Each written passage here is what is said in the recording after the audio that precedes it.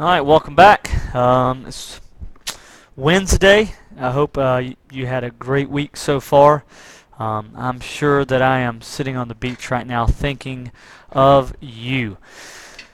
But we got to get started. So Monday we went over, I gave a lot of notes, a long video about the quadratic formula, which is x equals the opposite of b plus and minus the square root of b squared minus 4 times a times c all over 2 times a.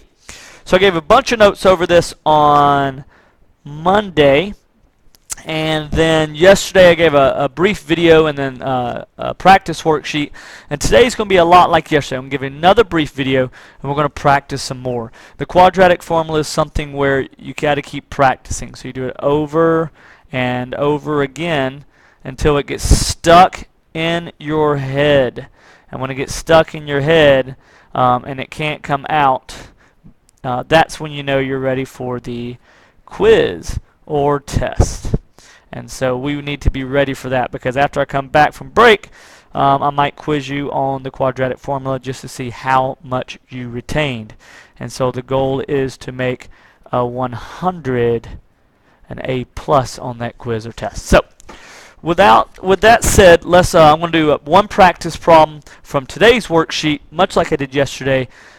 Then you're going to hand it out now, do the practice problem, and then you are responsible for doing the rest of the problems. And much like yesterday, if everything goes to plan, all the videos should be on the website, but there should be a video showing me working out every single problem from this worksheet. Plus, there'll be an answer key up on the podium as always.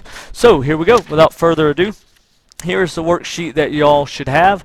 It should say quadratic formula day 2, even though technically today's 3, Wednesday, but here we go.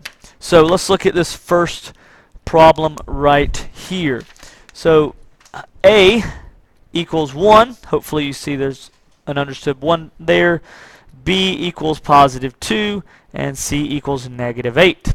I'm going to plug those into the quadratic formula. So x equals the opposite of b plus or minus square root b squared minus 4 times a times c all over 2 times a. Okay, I'm going to type that in my calculator. So I'll let you watch me type in the calculator. Hit the fraction button first. That's very important.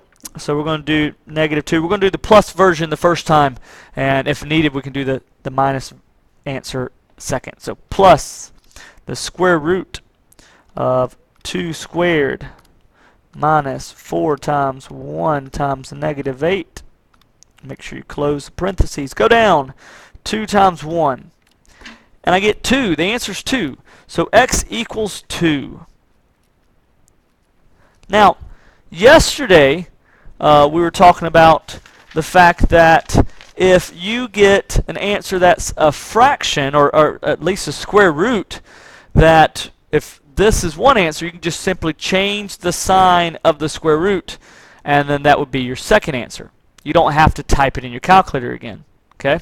However, when it comes out a whole number like this, you have to type it in again. So, well, you don't even have to type it. You just hit up on your calculator twice, hit enter. We really have to go over and change that plus sign into a minus sign. So I wish there was a little bit quicker method, but there's not. So hit minus. There's the second problem. Hit enter, and x equals negative 4. So our two answers are x equals 2 and x equals negative 4.